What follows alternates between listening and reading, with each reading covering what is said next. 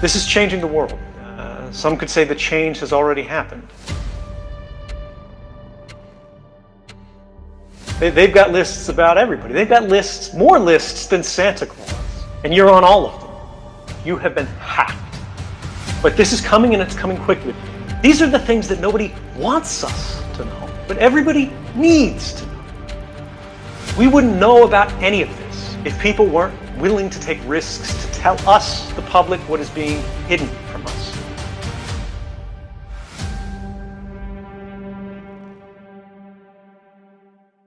Whenever a great institution, a great power, a great government is embarrassed, or their policies are called into question in a way that challenges their power on a fundamental level, right? Not at the edges, not a way they can easily change, but something that goes right to the heart of what they claim in authority is that belongs to them and them alone.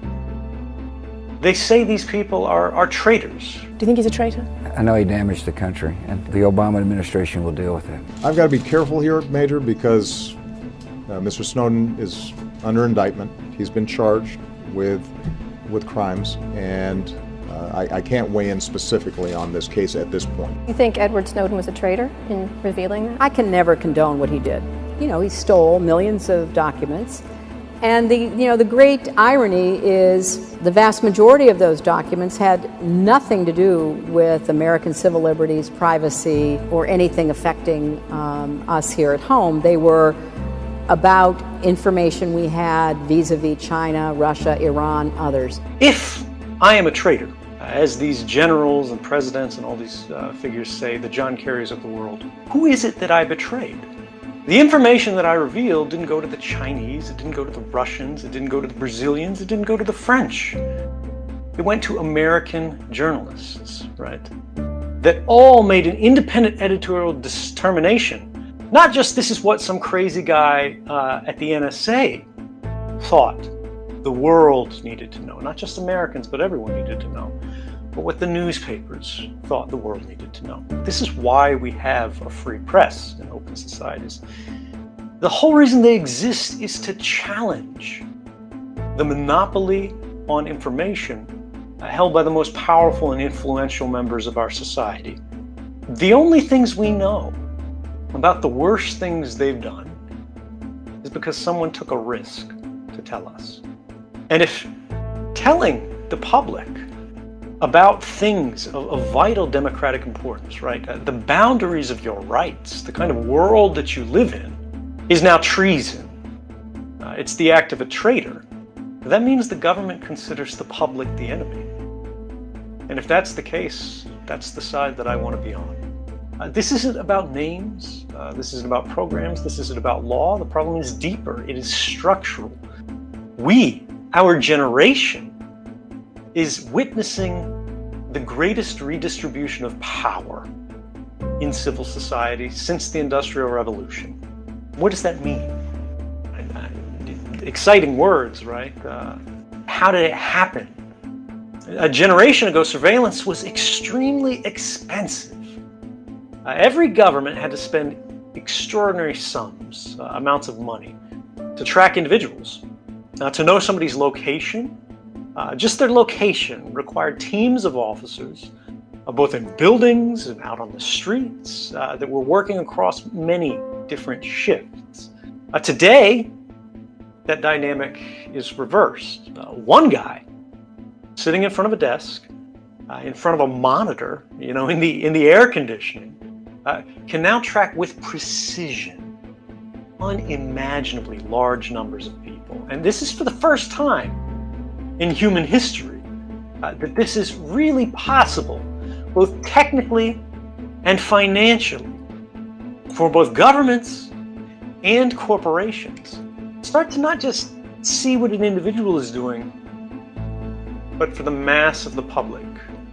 And from the things they see, without even using human eyes, but electronic ones, to start to collate, to collect, index, and save nearly complete records of all of our lives, all of our daily activities. It doesn't matter whether you're a criminal, it doesn't matter whether you're an innocent, Because under these regimes of bulk collection, as they call them, or mass surveillance, as the public calls them, things are collected in advance of suspicion, just in case they think it's interesting later on. And they say, well, if we don't read these things, if we simply collect them, it's not a violation of your rights, because a human can look at it, a machine can. The idea of an unconsidered thought, the youthful indiscretion, a forgotten mistake, you know, the picture of us drinking when we were younger at a party that our parents didn't know about, just being among friends, you know,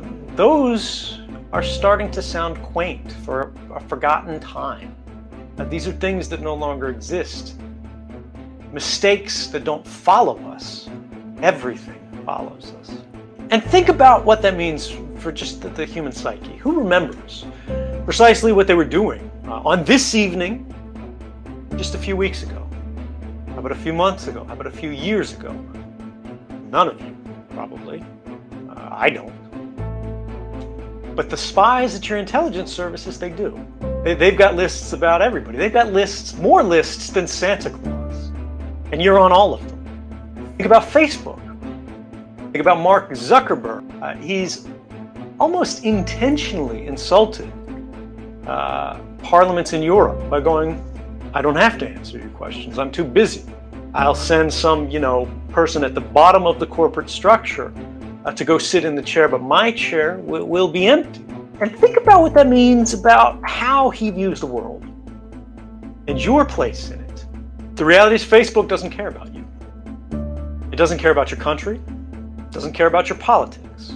It doesn't care about your future or what happens to you. Facebook cares about your data and only your data. They are a surveillance company, and their product is you. It is the record of every article that you've ever read, that you've ever bothered to click. But it's more than that. It goes deeper. It's the people that you care about, and who among them means the most to you. It is the ideas that attract you and the things that repel you. It is a system that is designed to observe your life, to calculate the value of it, to crystallize it, to save it, and then to do something with it. It is a system designed to put your mind on a shelf with a price tag that is available to anyone with the money. And it works. Now, some of you might say, well, you know, these are just the things that I put out there online, voluntarily. You'd be wrong. But for the sake of argument, let's pretend it's true and move on again, away from government, away from just social media, that kind of corporate surveillance, to something more personal. What about the things that you don't choose to share? How many of you in the audience have a smartphone with you right now? You know, an iPhone or an Android phone. It's everyone, right?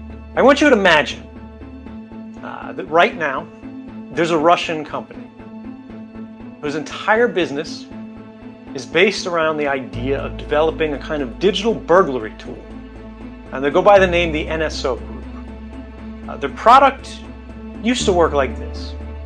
They'd send you a time-sensitive text message with a link in it, something that they think you're likely to click, like a package delivery notification or an alert that one of your family members has died, and these are the funeral arrangements, and are you going to be there? And if you click this link, and because they can try 100 different times in 100 different ways, eventually everyone does, your phone now belongs to whoever sent you that message. You have been hacked by this product. Now, the scary thing is, because of refinements in this practically criminal product, and it has a real name because this is a real-life example, it's called Pegasus. It's now being reported that they no longer need you to click anything. No user interaction is necessary. All they need is your phone number, and they can hack your phone.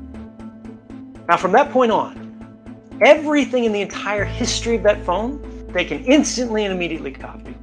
And everything that happens on your phone from that day forward, every place you go, everyone you call, everything you read, every photograph, or because they can turn on your camera and they can turn on your microphone whenever they want, not just when you want it.